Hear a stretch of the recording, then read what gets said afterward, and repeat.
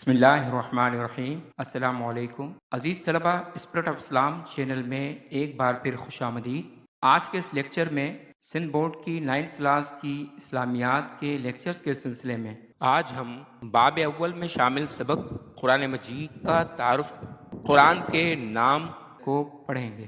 اس سے پہلے کہ سبق کا آغاز کریں، اگر آپ نے اب تک ہمارا channel spirit of Islam subscribe نہیں کیا تو چینل کو سبسکرائب کر لیجئے اور ساتھ لگے بیل آئیکن کو بھی دبا لیجئے تاکہ آپ کو آئندہ بھی اس طرح کے مزید لیکچرز ملتے رہیں۔ چلتے ہیں سبق کی طرف۔ اس طرح سے اسکرین پر آپ کو نظر آ رہا ہے قرآن مجید کا اصل نام یہی القرآن ہے، لیکن علماء کرام نے اس کے علاوہ بھی بہت سارے نام شمار کیے ہیں جو قرآن مجید میں مذکور ہیں، قرآن مجید میں درج ہیں۔ ان میں سے چند مشہور نام یہ ہیں، یعنی ویسے تو کئی سارے نام ہیں لیکن کچھ خاص نام قرآن پاک میں جو قرآن نے اپنے بیان کیے ہیں ان ناموں کے بارے میں پڑھ لیتے ہیں اور سمجھ لیتے ہیں۔ پہلا نام ہے القرآن۔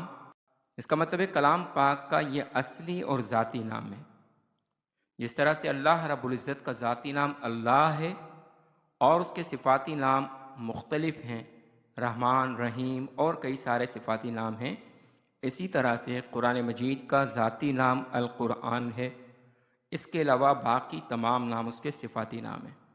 اس طرح سے دوسرا نام بتایا گیا کہ الفرقان، جس کے معنی ہے حق و باطل میں فرق کرنے والی کتاب۔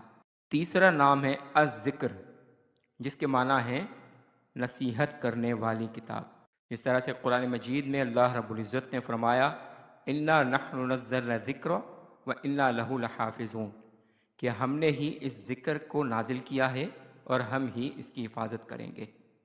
تو قرآن پاک کو ذکر بھی کہا گیا ہے، یعنی نصیحت کرنے والی کتاب۔ اس کے بعد چوتھا نام ہے الکتاب، جس کے معنی ہے خاص کتاب، یعنی اللہ تعالیٰ کی کتاب۔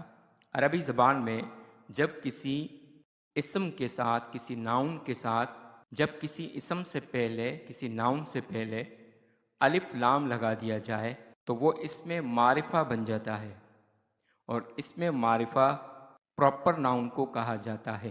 تو عربی زبان میں جو بھی خاص نام ہوتا ہے اس سے پہلے ال لگا دیا جاتا ہے، الف لام لگا دیا جاتا ہے۔ جس طرح سے اس کا نام ہے الکتاب، یعنی اگر لفظ ہوتا کتابن تو اس کا مطلب ہوتا ہے کوئی بھی عام کتاب، لیکن جب الکتاب کہہ دیا گیا تو اس کا مطلب ہے کہ یہ خاص کتاب ہے، یعنی قرآن مجید۔ اس کے بعد پانچواں نام ہے الہدا۔ اس طرح سے قرآن پاک میں اللہ رب العزت نے فرمایا کہ ہدی للمتقین، متقین کے لیے ہدایت ہے۔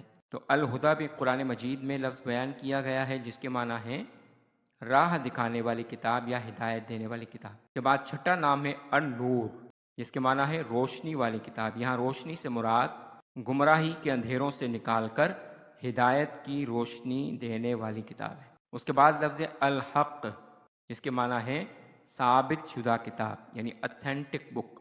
اس کے بعد نام ہے الشفا، یعنی جسمانی اور روحانی بیماریاں ختم کرنے والی کتاب۔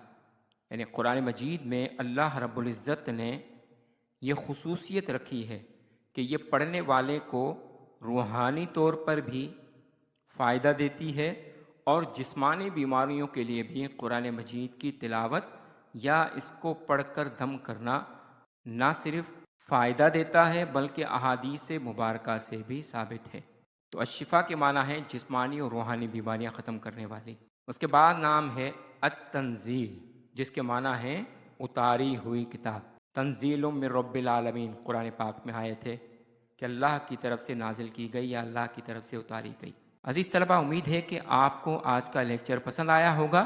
اگر آپ کو لیکچر پسند آیا تو چینل کو سبسکرائب کر لیجئے اور بیل آئیکن کو بھی دبا لیجئے تاکہ آپ کو آئندہ بھی اس طرح کے مزید لیکچرز ملتے رہیں۔ ملتے ہیں اگلے لیکچر میں، تب تک والسلام علیکم ورحمۃ اللہ وبرکاتہ۔